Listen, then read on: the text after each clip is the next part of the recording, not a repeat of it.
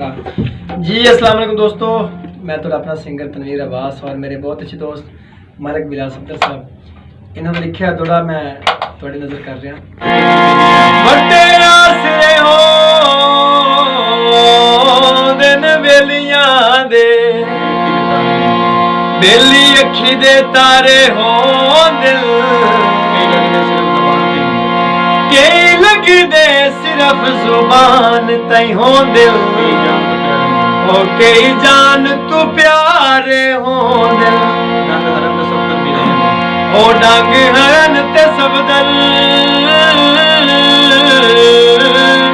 बेलियां दे बेली आप सहारे हो दिल सुक जांदा है पानी घड़ियां दा ओ जिथे रोज बुलारे हो दिल किकरा दे मोछे नी जिंदगी मुक गई है और तेरे मुक्के ना रोसे नी